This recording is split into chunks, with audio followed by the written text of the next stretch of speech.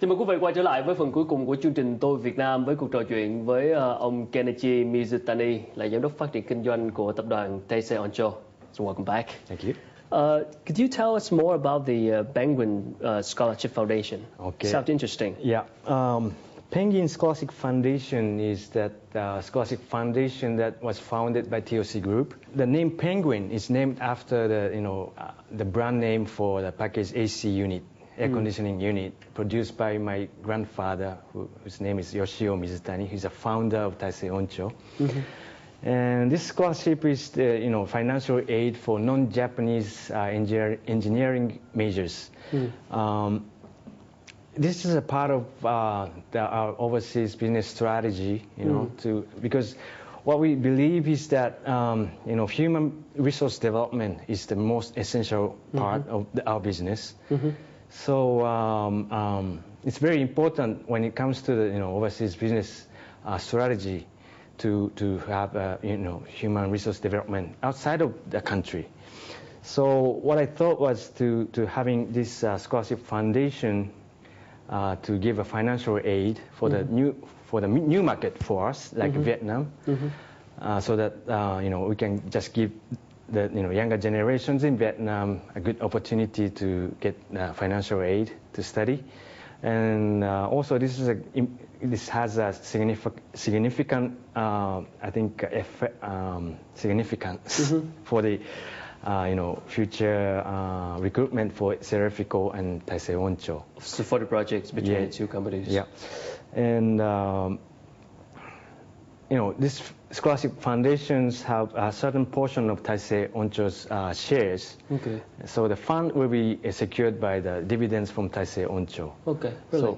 So every year the Taisei Oncho's performance is good. The dividends just gonna increase. So, okay. So we can just small fund for scholarship. Yeah. So you always do provide the scholarship whenever you do investing in other country? No. This is going to be the first time. Oh, really? Yeah. For Vietnam's market? Well, this is This is the very first time for ever. Ever. Yeah. Oh, really? Wow, that's interesting. Yeah.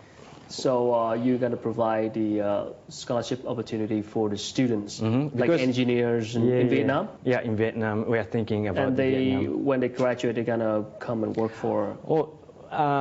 I'm not 100% sure about that, but at least we can have a contact with those, students in Vietnam. So you have some human resource you can, recruit later if you need it, right? Yeah, maybe, possibly. Because, in Japan, we are hiring a lot of, non-Japanese these days, like people from China, people from India.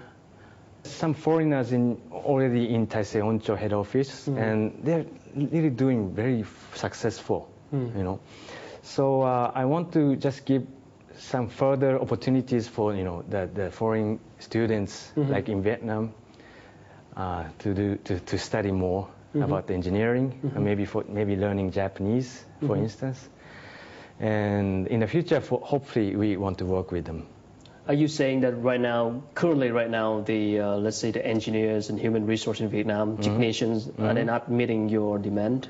We just didn't have the opportunity to hire Vietnamese national staff as a Taisei Oncho. But I think there's a lot of younger generation who's very capable in Vietnam. So we're just curious to get to know them, for the future recruitment opportunity. So for now, when you talk to your friends, your partners, from your business circle in Japan, when they talk about Vietnam and Vietnam's market, what are some of the typical messages or concerns or anything? What do you hear the most from them when they talk about Vietnam? Most of Japanese is thinking that Vietnam is kind of very, very good country.